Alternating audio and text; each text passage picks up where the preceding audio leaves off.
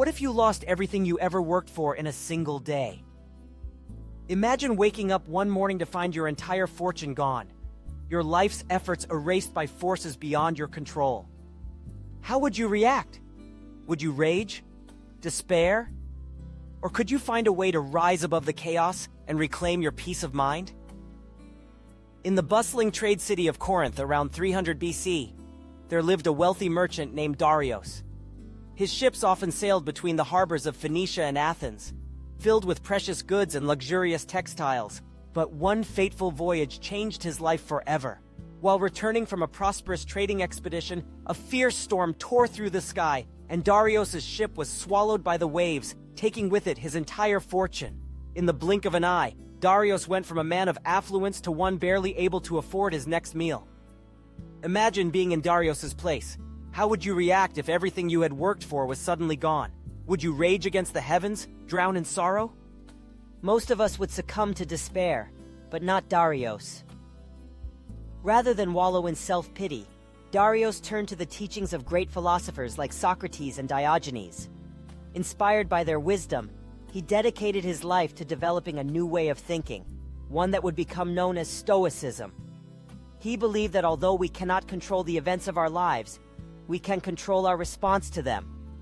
The storm may have taken his wealth, but it would not claim his peace of mind. Today, Stoicism is often misunderstood as cold detachment, where emotions are repressed and people behave robotically. But Stoicism was never about denying feelings.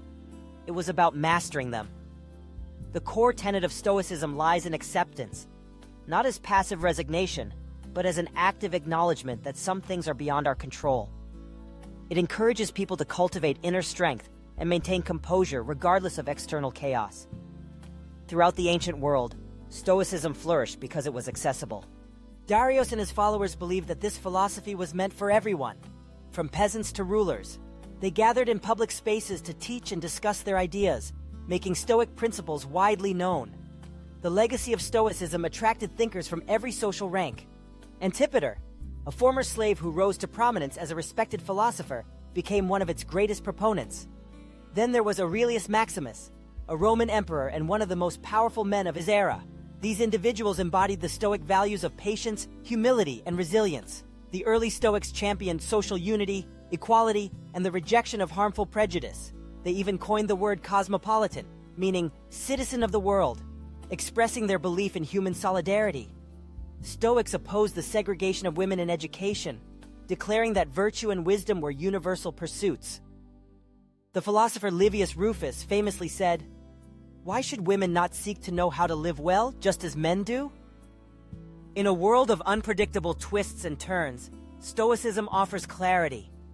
It teaches that sadness often stems not from what happens to us, but from our unmet expectations. Life's misfortunes are not personal attacks. They are simply part of existence. Consider rain. It waters crops, nourishes the earth, and maintains the balance of nature. Yet if you're caught in a sudden downpour without an umbrella, it feels like a cruel inconvenience. The rain hasn't changed.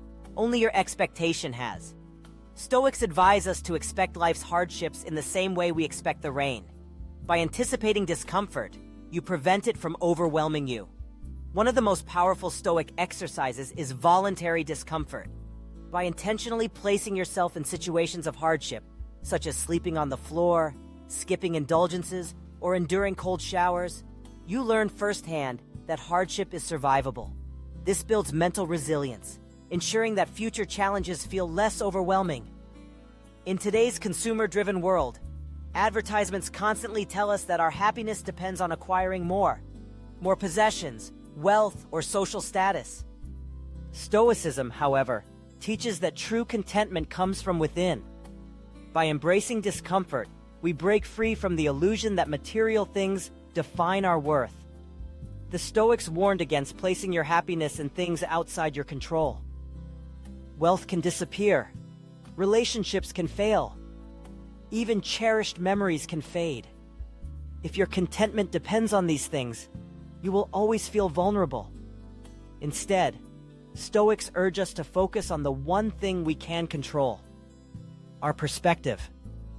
As the philosopher Maximus wrote, Fortune may rob me of my gold, but she cannot steal my mind.